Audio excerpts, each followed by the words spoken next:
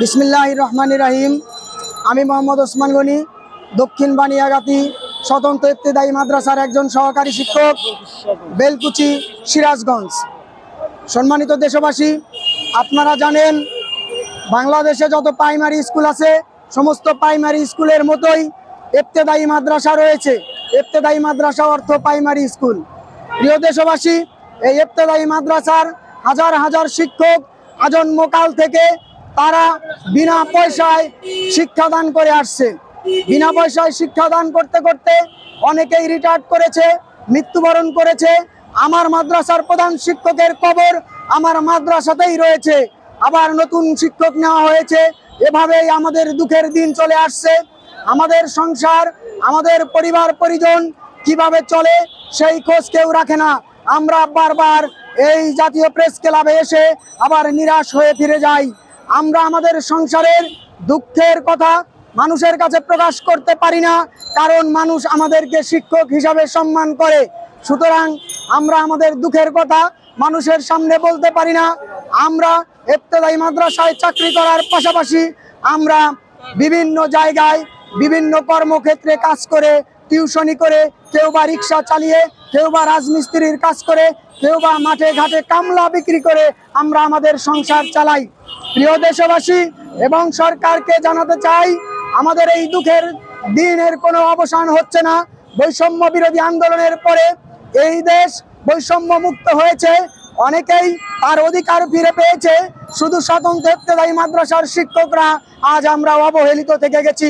জানি না কোন ইশারায়, কোন কারণে এই একটি শিক্ষিত সমাজকে, ইসলামী শিক্ষাকে এভাবে দমিয়ে রাখা হয়েছে, সেটা আমাদের বোধগম্য নয়। তবে বর্তমান সরকারের কাছে আমরা দাবি জানাবো যে আমাদের দুঃখের দিন তিনি অবসান করবেন।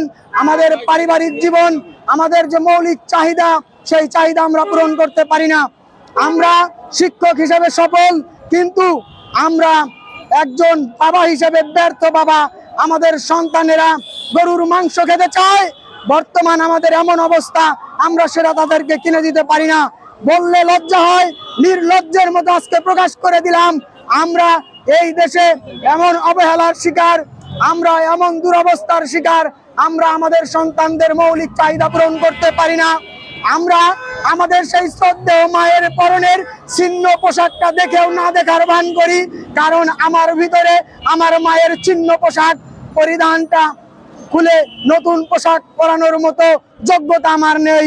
লোকে আমাকে শিক্ষক বলে ধিক্কার জানায়, বলে তুমি স্বতন্ত্র ইবতেদায়ী মাদ্রাসার শিক্ষক, তোমার তো বেতনই নেই, তুমি শুধু খামোখা এই মাদ্রাসাতে চাকরি করো। আজকে আমাদের এই মানবেতর জীবন থেকে বর্তমান বৈষম্য বিরোধী এই সরকার, ডক্টর ইউনূস সাহেব এবং মাননীয় শিক্ষা উপদেষ্টার মাধ্যমে আমি এই ইবতেদায়ী মাদ্রাসার শিক্ষকদের এই কলঙ্কিত জীবন থেকে মুক্তি চাই। আমরা এই কলঙ্কিত জীবন নিয়ে আর বাঁচতে চাই না। আমরা আমাদের অধিকার ফেরত চাই। যদি অধিকার দেওয়া নাই হয়, তবে ওই আবু সাইদের মতো আমাদেরকে গুলি করে এই রাজপথে শহীদ করে দেওয়া হোক। আমরা এই রাষ্ট্রের কাছে বুক পেতে দিলাম, আমাদের বুকে অস্ত্র চালাও, না হলে আমাদের অধিকার ফিরিয়ে দাও। হয় আমরা আমাদের মৃত্যুদণ্ড চাই, অথবা আমরা আমাদের অধিকার ফেরত চাই। প্রিয় দেশবাসী, আপনারা জানেন এই দেশে এই পরিস্থিতিতে আমরা বেতন ছাড়া আমাদের জীবন চলে না। বেতন ছাড়া, টাকা ছাড়া মানুষ কিভাবে পারে? শুধু আমাদের ভিতরে ইমানি শক্তির কারণে আমরা বিনা বেতনে বছরের পর বছর নয়, যুগের পর যুগ বিনা পয়সায় শিক্ষাদান করে আসছি। এই জাতি 40 বছর ধরে শিক্ষা দিয়ে আসছে। এই একটি জাতিকে বলা হয় শিক্ষাই জাতির মেরুদণ্ড, কিন্তু আমরা দেখতে পাই এই দেশের মাদ্রাসা শিক্ষা, ইসলামী শিক্ষাকে দমিয়ে রাখবার জন্য যুগের পর যুগ প্রায় 40 বছর ধরে হাজার হাজার প্রাইমারি স্কুল জাতীয়করণ হলেও কোনো মাদ্রাসা জাতীয়করণ করা হয়নি। এটা আমাদের জন্য লজ্জাজনক। এই লজ্জা থেকে আমরা মুক্তি চাই।